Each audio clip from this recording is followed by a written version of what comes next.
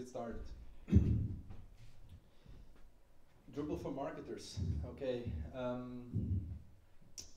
To start off, I want to have a quick introduction to you about why we're talking about marketers. Somebody ever ordered a package from an online service like Amazon? Probably all of you have some experience with that, ordering a package at Amazon or through DHL or something.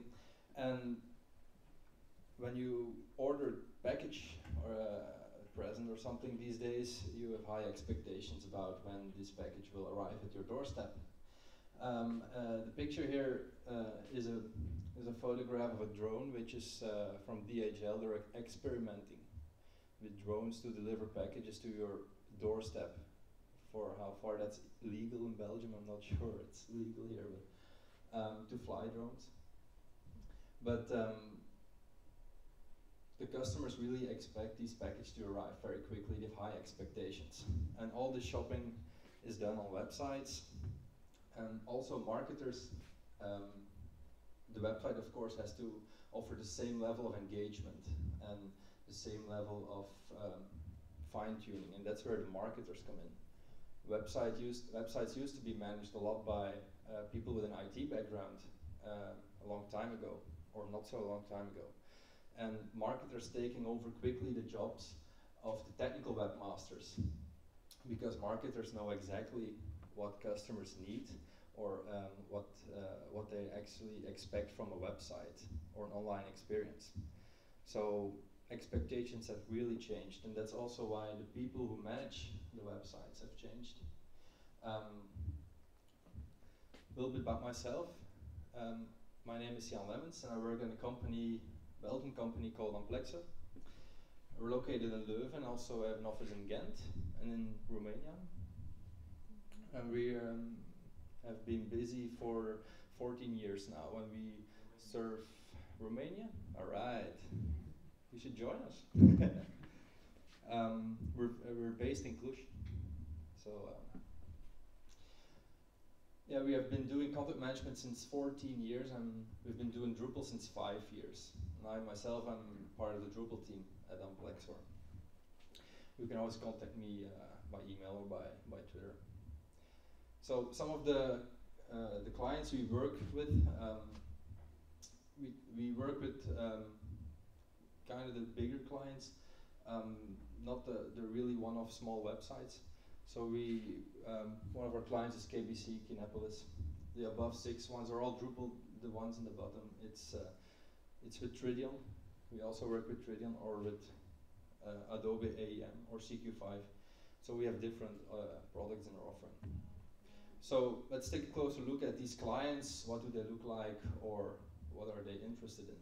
So, like I just said, some time ago, the webmasters was much more technical. And also the people making the decisions of which CMS to buy are also different. They used to be more like these guys, managers, who some of them are head of IT, some of them are sales manager, business guys, those kind of people, not the people working with the content management system actually.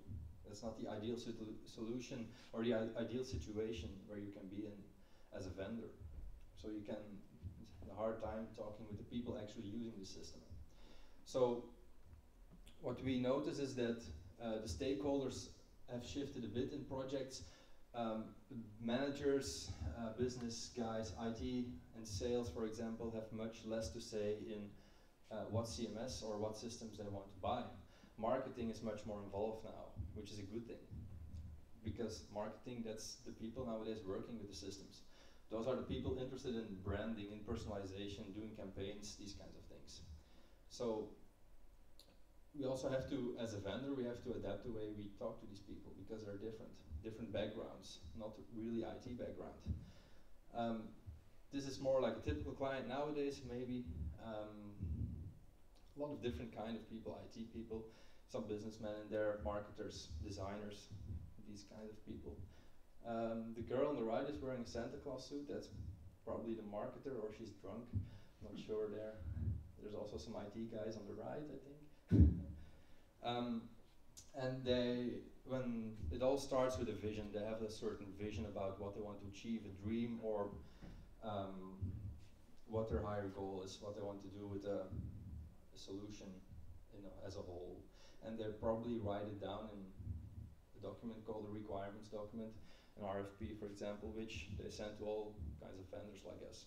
And in the document, it describes exactly what they need, or at a high level, probably mostly about what their requirements are. And the document alone is not enough for us to make a good estimation or make a good offer. And probably what we will write in our offer will look nothing like the final solution that we will deliver someday. It will look totally different, probably. Because these people do not know exactly what they want. We don't know anything about what they want because they can't express it properly before we start. When we get started on the project and we can show them things starting to get clear, and things change all the time. If you have a project for 1 year in time, things change a lot. It's important that we ask the right questions to our clients. Ask what they want to do with the system and why they want to do it, so we get a better insight into what their real goals are with the system. Not exactly, the how question is not that important. That comes later. It's important to ask why they want to do certain things and what they want to do with the system. So if we ask the right questions, they start revealing the right things, and then we get a better understanding of what the client's needs are. And it's also almost always involved around a certain strategy the client has. It's not only Drupal or the content management system. There's a whole strategy. And part of it is a social media strategy, the digital strategy. Analytics, for example, is also part of the whole solution, to measure the successes of different variations or different actions marketers take. Mailing platforms to send out emails, Excel documents to calculate returns on investments. That's more for salespeople. Salesforce to do customer relation, to store customer data, etc. And then there's, of course, a content management system. But clients do not really care about what content management system there is, or what is it called, or if it's open source or not. It doesn't really matter to them. It just has to work. And let's focus a little bit deeper now on Drupal and see how Drupal can fit in there, how well Drupal serves marketers. I assume most of the people in the room are people working for clients. Who's a marketer here in the room? All right, nice. As a client or as a vendor? We're just studying, we're students, but we're studying communication marketing. All right, nice, good. I will not go too deep into the technical stuff here, but for the people who are Drupal developers or consultants, I will highlight some things we've done here. So let's first take a look at the community, because that's what the most important part of Drupal actually is. These are the people who build the system, who maintain the system, who write the documentation. This is a picture from a Drupalcamp. I'm not sure where it was. Prague 2 years ago. Prague, okay. Oh, no, last year. And you see the people all point to the same guy. Dries is standing there. And they're actually, in the Drupal community, most of the people are technical people. They all look in the same direction. They're not really marketers, not a lot of marketers in the community. Not a lot of designers, UI experts, usability experts. Most of the people are technical people, engineers doing this for their hobby or for their profession, but not really focused on usability or user experience for the end user. And that might be a bit of a problem when working with non-technical people as webmasters, non-technical marketeers. So Drupal is mostly a technical product. It's focused on developers, it is built by developers, and it works very well when you have some technical knowledge. It's a framework, and it's not a solution to a problem. When you pick Drupal and you have it out of the box, it won't offer a good solution. It will offer you basic stuff, but it won't necessarily satisfy the client, of course. So it's a framework which you can use to build a solution. You should never use it out of the box, of course. You have to do theming, you have to create content types to store the content in, these kinds of things. But that's the most powerful part of Drupal, is that's a framework. You can do whatever you want with it, unlike some other content management systems. So you can do simple content publishing with it, traditional content publishing, but you can also do commerce, communities, like the developer community of Intel or NVIDIA. It's also built with Drupal. You can do engagement, personalization and kind of stuff. It was possible since the beginning already. It's very focused on users and authenticated users, so users logged in the system. That means that Drupal knows who you are and can do things with the data served to you. That's personalization. Also commerce. So it's very flexible. But there's still focus on the marketer experience. The experience for the people who have not the technical knowledge of HTML, CSS, or other aspects of the web. It's actually not that great for marketers. Usability is not that great. And a quick example is the interface we see here. It's an interface of the panels module, and it's a great interface for developers, but it's not for non-technical people like marketers. Biggest problem is that things can break if you do the wrong things here. If you select the wrong options, the site will break. If you select the wrong caching settings, for example, your content won't come through because it will be only online in 1 hour after you made the changes. That's not a good way of working. And it actually can break down the layout of the site. So it's not a really good solution. You have to know what you're doing when you're working with this kind of interfaces. These are typical in the Drupal backend. It's not ideal. So we should find another way for these people to work with the content management system. So the content management system, it should be a tool and not be a constraint, because these people, they want to get their job done and they want to get their ads online and their campaigns and stuff, and it has to be very quick.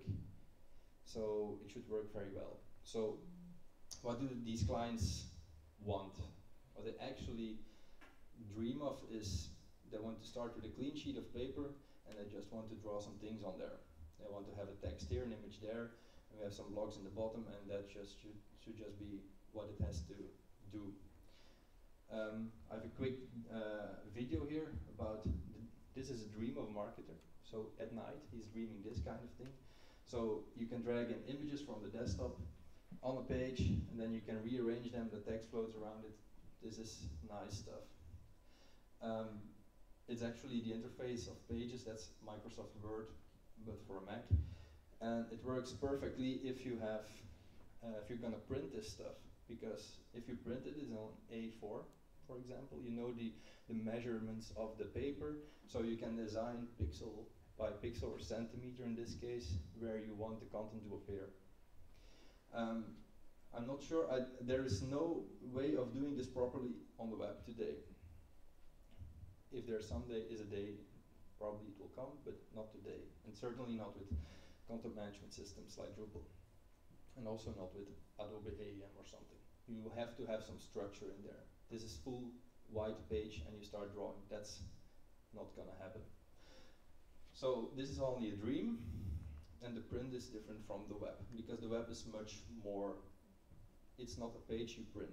It's a page that's on a screen, and the screen can be different. So as you can see on the right, there's a website which is responsive, which means it scales. When the screen is smaller, it stays usable. It stays user-friendly and accessible. On every device, you have a good experience as a visitor.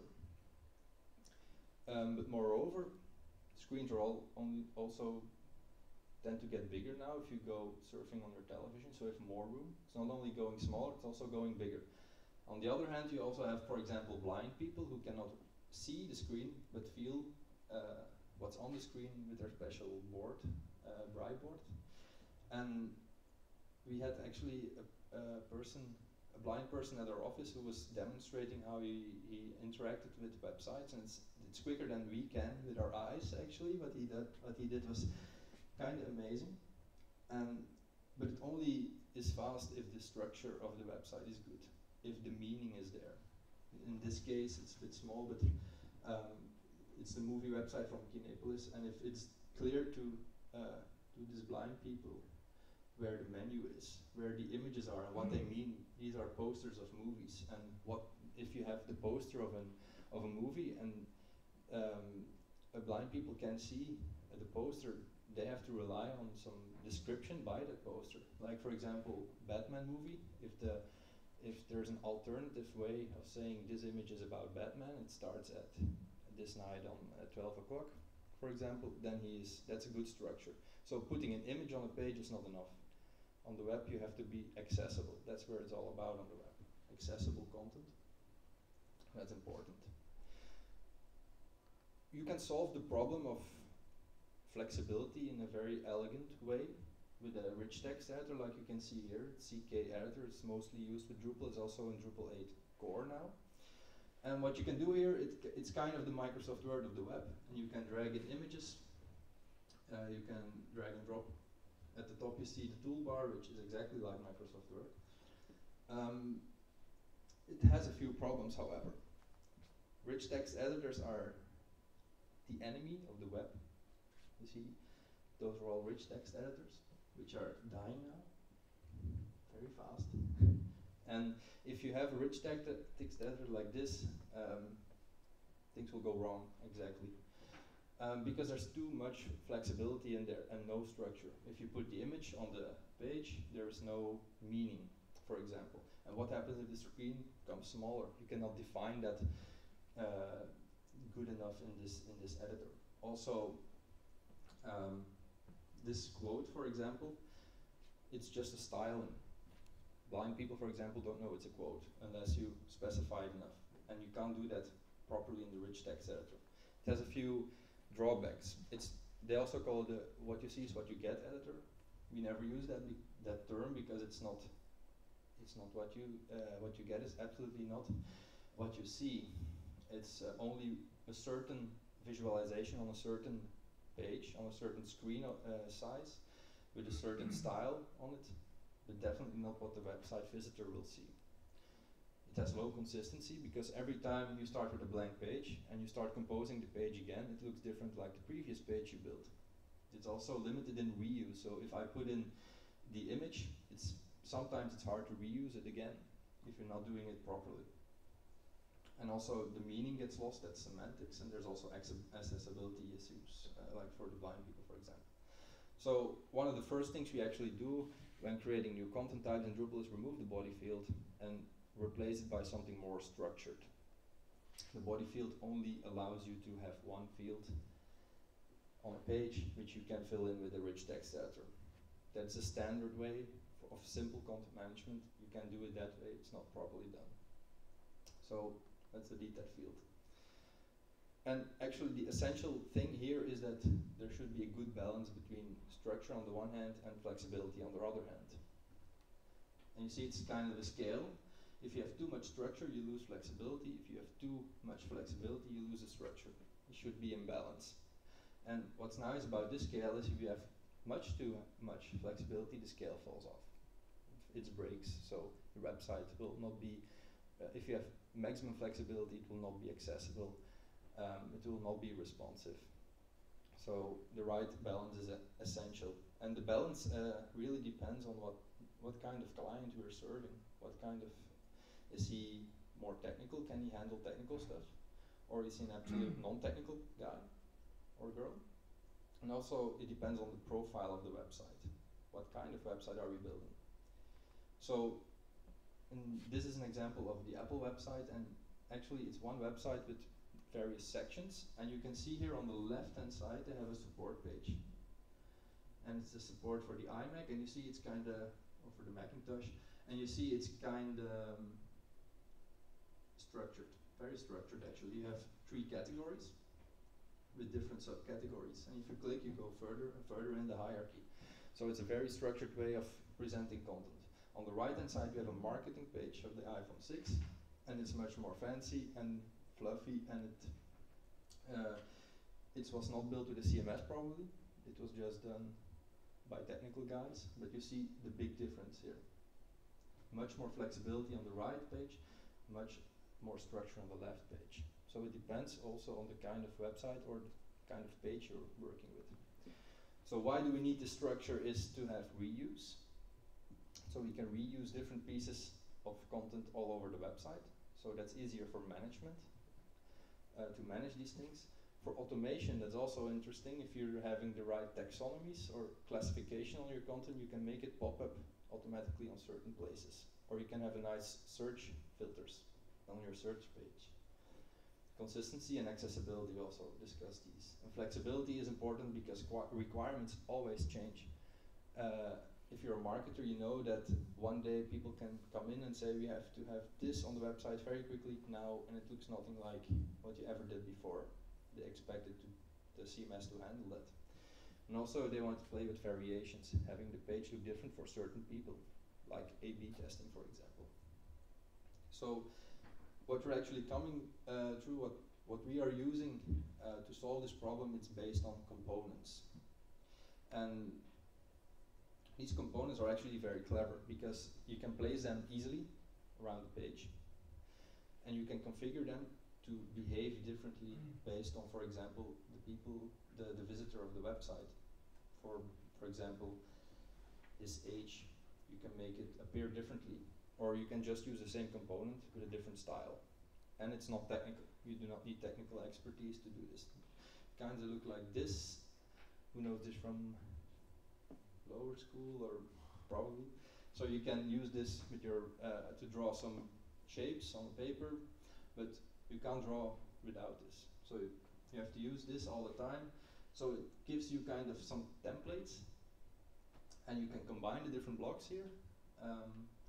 You can choose which one you want to use. You can change the color of your pencil also, so you can have a lot of variation, but you have to stick with the blocks that are provided by, in this case, a plastic thing, or in our case, a CMS. It's a different way of page building. And there are actually two main components we are using. The first one, which is paragraphs. Then we have figures and decorators. And let's get a quick example of how they look. This is a page. And you see on the top, we have a decorator, which is used for decoration purposes. It not really is the core content of the page, but you want to use it to decorate the page. In this case, it's an image with a call to action button, secondary link, and a title. And then you have the real content of the page, which is structured in paragraphs. These are paragraphs. And in these paragraphs, you can have figures. And figures are to illustrate what is said in the text, for example. In this case, it's 3 images. It can also be a table, it can be a graph, Google map, those kinds of things. It's not always a picture. That's why it's called figure. In this case, they are photographs. Let's get a little bit deeper into the paragraphs. So actually, managing a paragraph in the backend looks like this. We're still using the rich text editor, but you can see now it's much more limited. There's nothing wrong with the rich text editor if you use it properly. You can see we only have the basic things. You can have paragraphs, or you can select a certain heading, and the client in this case also asked for undo and redo, and all the italics underline, basic stuff. Stuff which cannot break layout. Only stuff that works in line, like making things bold. Probably that's hard to do anything wrong with that. You can have links, of course, anchors, these kinds of things, lists.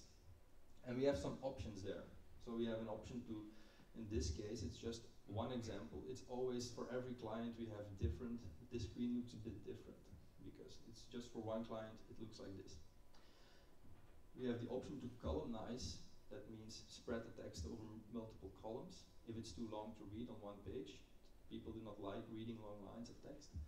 Highlight, it means that we're going to highlight the paragraph. Like in this case, the second one, every day, it's highlighted.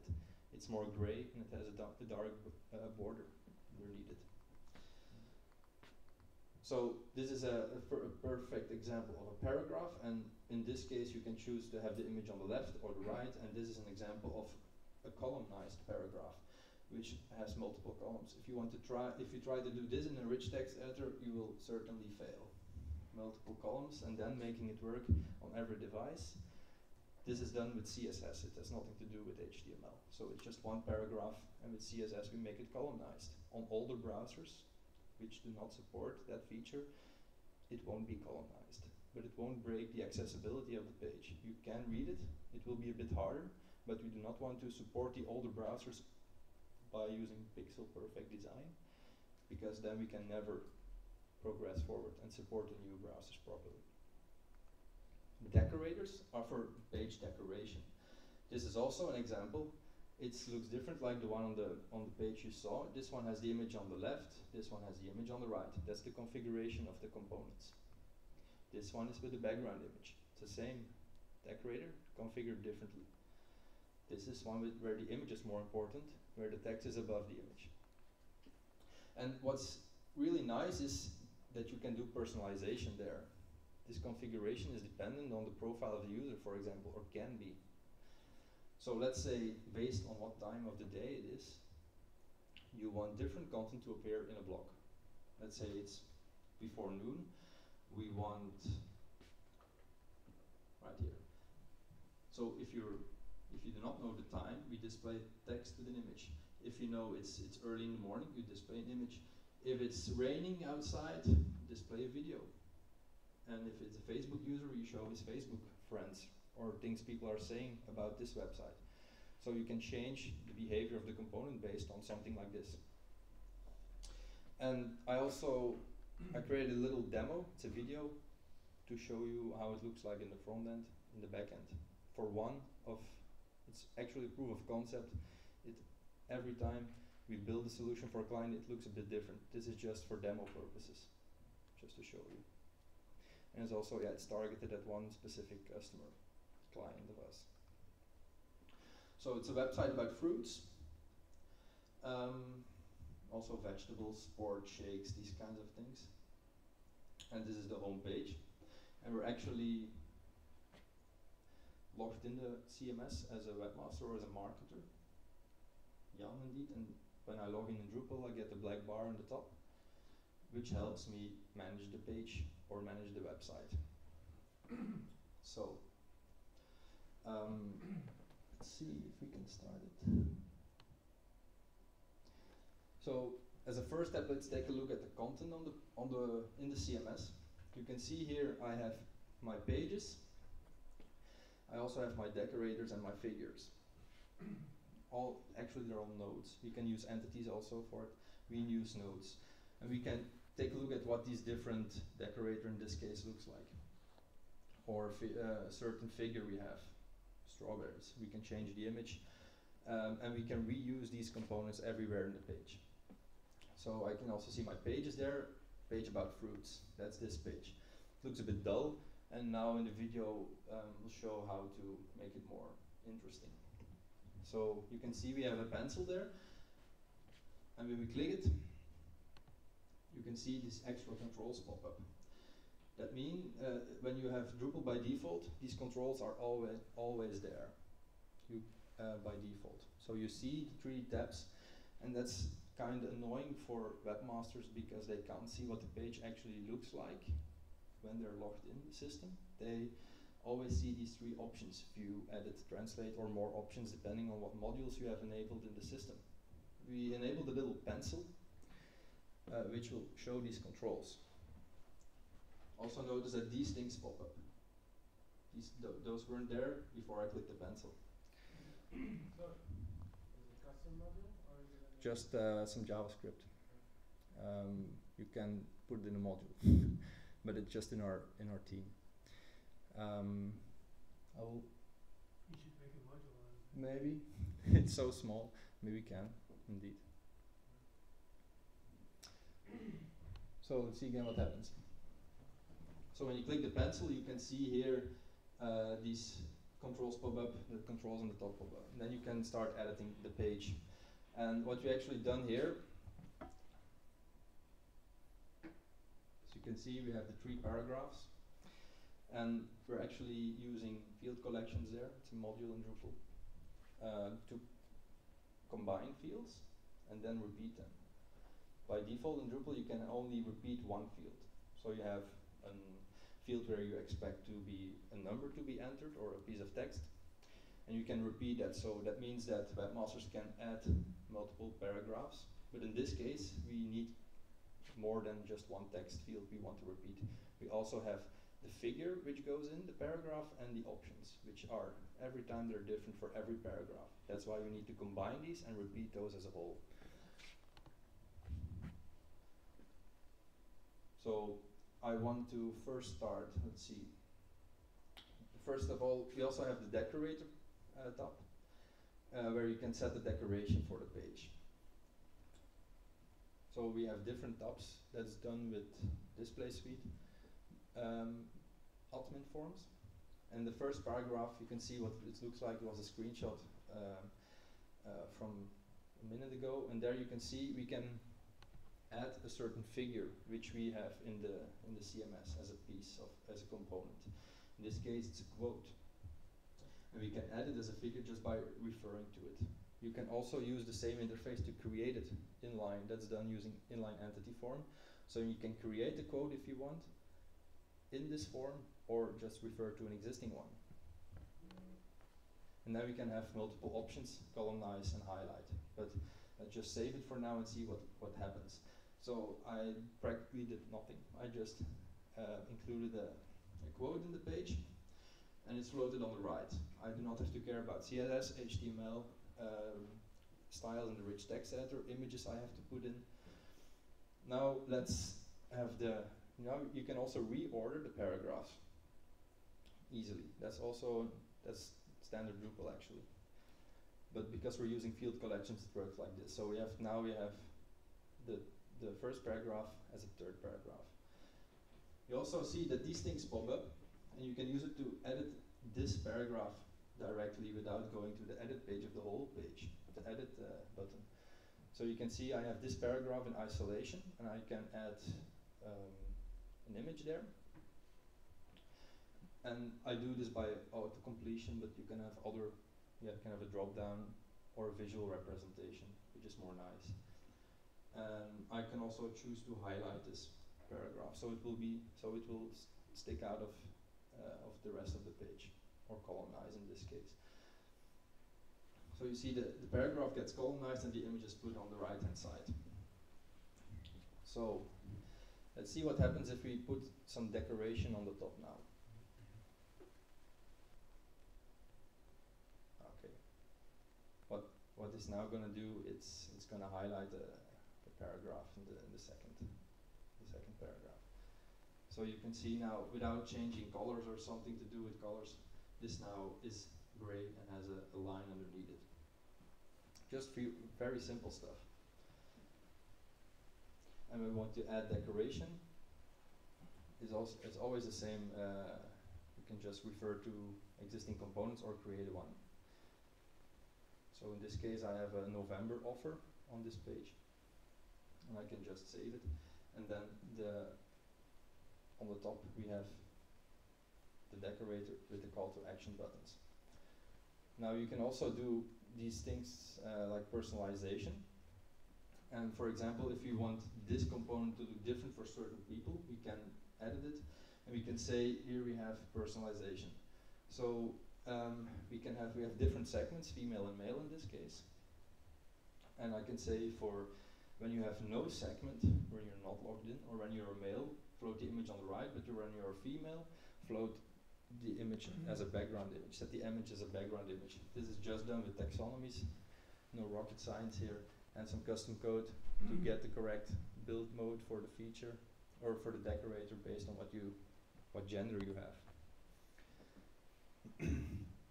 So I have no segment now, so the image flows on the right. But when you switch to a normal visitor, that's another browser, this one. In this browser, in this case, I'm not authenticated, but now in the bottom I have a button to connect with Facebook. And when I click that button, I will be redirected to Facebook, and I am invited to log into Facebook. It's a Drupal Facebook Connect module in Drupal. And you come back to the website, and Drupal gets the profile of the user, gets the gender, and now the presentation of the components change. See here we have the background image, and the other images are other way around, and this one is full width. That's the configuration I did in the demo. So for every component, I can say for this segment do this, for that segment do that, and then also responsive without doing technical stuff. And sure, this works for this case, for the fruit website, but for every client it's different, of course. Then this has not that much of flexibility, more structure, and that's what the point is. You have to talk with the clients to see how structured can I go as far as you can, and then offer a good solution. So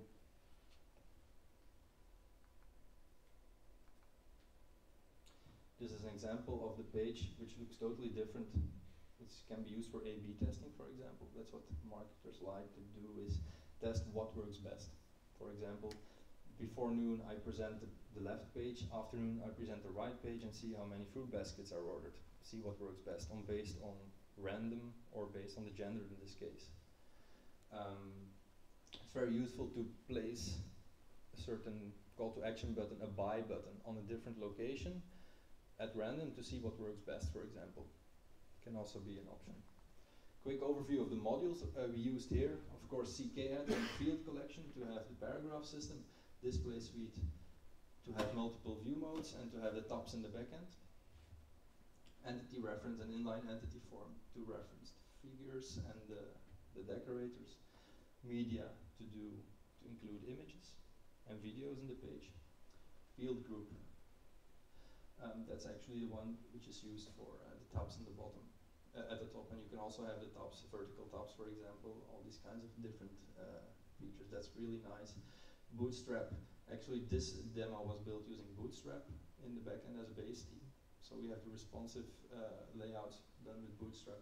And on Facebook Go Out is the one which is used for Facebook Connect and get the gender of the visitor.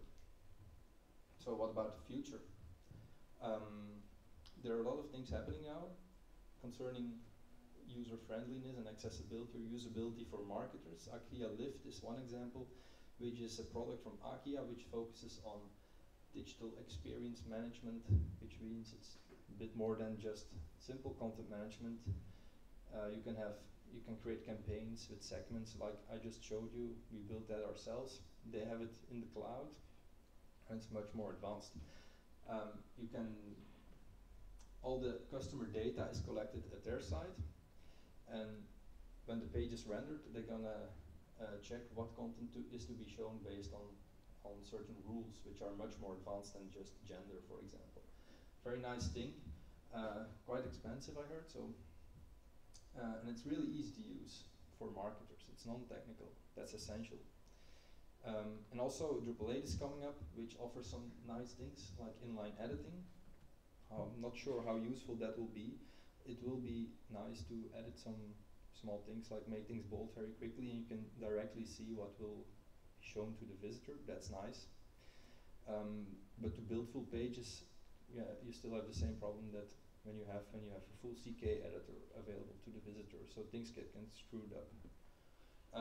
Another very important thing is that you can now stage content or configuration or both from your staging server to your production server. That was really an architectural problem with Drupal up until Drupal 7. It's very hard to test things out on a staging environment as a webmaster before you put it online. Let's say you have this difficult interface of the panels interface. I showed you the horrible interface. Let's say you let a webmaster play with it and things get screwed up. That's very bad on a production environment. Let's say they want to do that on a staging environment, just to test things out until they're ready with it. That would be nice, but you can't do it properly in Drupal 7 because you have to do the changes again on the production server. Or you have to use some export function to export the code, like you export a view and then import it again on production. That's not a nice workflow. In Drupal 8 you can theoretically do configuration staging. So you can create your panels and your views in your staging website, and then with the push of the button they can be pushed to the production website. That's how Tridion or Adobe AEM works. That way it's much more secure for webmasters to play with these modules, which can break things. So that's very important. It's also making the life for developers much easier, because we now do not have to use the features module to deploy our stuff. Key takeaways here: I think that understanding the requirements is essential, and learn to talk to marketers and understand what they want, and ease of use is critical. And also in pre-sales phase, it's very important to have good demos, because when you are using plain vanilla out-of-the-box Drupal, you won't impress clients much, and competitors will maybe have a better demo. So it's always nice to have a nice demo in place, which shows how easy to use the system is, because the people which will be in the room and working with the CMS will look at that. It's not only about security, performance, these things. It's much more about user-friendliness nowadays. Other relevant sessions during this Drupalcamp, which are kind of related. Yesterday there was an interesting session by Sven van den Hout about tailor your backend to meet your client's needs, about optimizing or tuning the backend interface of Drupal to be more user-friendly. Very good presentation. If you have a chance to rewatch it again, everything is recorded, so gives you all details about making small details and making changes in the backend. Things are coming up today. Better understanding of prospects, clients, and stakeholders. Guess that will be interesting. And also English business communication, maybe, to talk business talk. Okay, that was it for the contents of my session. We are also handing out these coffee mugs if you're interested, or anyway, just get one. They're free, and they're personalized for every one of you who registered before the week which has passed. So in October, for example. We had the mugs printed in November. So if you want one, please pick them up at 3 p.m. at last. I'm not sure if there are any questions about the presentation.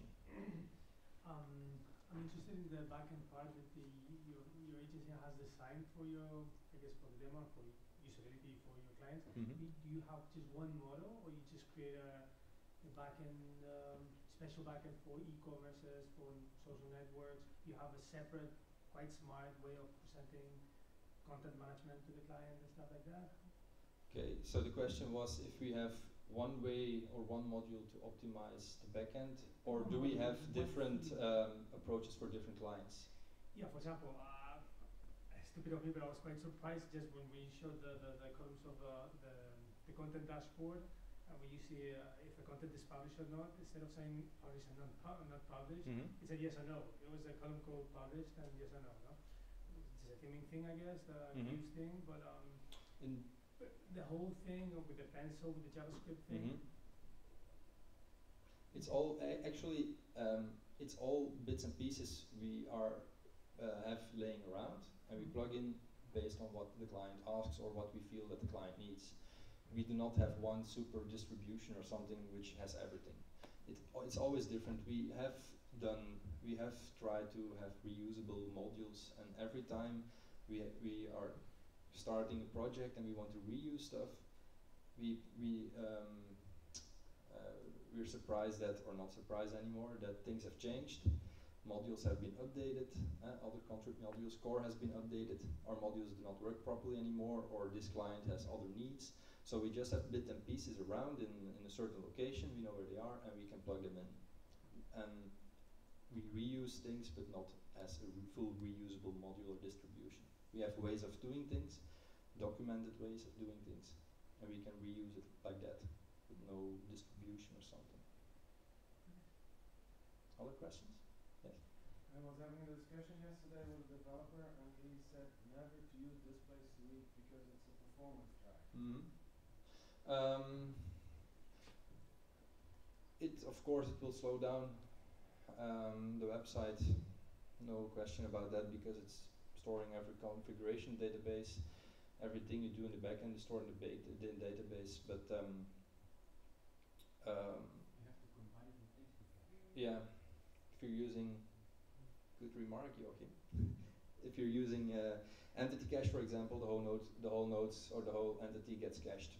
So that will help you a lot. That's also the recommendation of Swentel to have the entity cache in there. And also, we are mostly using it just to have to add our build modes or view modes in Drupal 7 very fast. And we have a combination of using display suite and TPL files because the things you see, the decorators, the HTML has to be exactly like we want. And with display suite, you can have it kind of like you want, but you have to install other things and actually to get wrappers around it. So we just have TPL files also, and we use display suite just to have the view modes in most cases, and also offer some small things extra. But indeed, it has a performance problem, or that's normal actually. Other questions? These you showed your paragraphs and then your decorators. Mm-hmm. Were those field collections and then multi-value field as well? Because you could be added. I thought you were adding multiple decorators to one node as well, or actually, yeah. What it actually is let's see if we can go back quickly.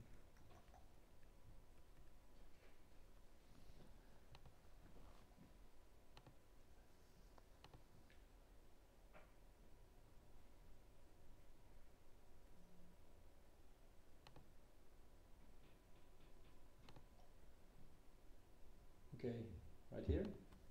So what it actually is entity reference, but we just enabled the inline entity form, and by default with entity reference for every field you can say I want this field to occur maximum 1 time, or have it 2 times or 3 times, or unlimited times. And when you say unlimited, you get the option to add another. of course. If you say I want 5, then you get all 5. You get 5 of these blue buttons, I think, or 10 in this case. Yeah. So just multi-value field, which in this case has inline entity form enabled. Yeah, it's just another thing. Why do you use entity or content types instead of using field collections in the field collection? That's a bad idea. When you're doing multilingual sites, and in this case I disabled it for the demo, you also have workbench moderation going on for some clients, and then it fails hard. Field collection is kind of buggy. We have installed a couple of patches for it to work with workbench moderation properly. You have to be careful with that module actually. You did use it for the demo. Yeah, it's field collection, but be careful. You can. It's always afterwards. Maybe sometimes you say we had to build our own field with multi-value fields. You can do it your own. But yeah, field collection is handy, but it's buggy. Depends on what you're working at. But never use them in each other. Okay. Other questions? Okay, thanks a lot. And pick up your mug.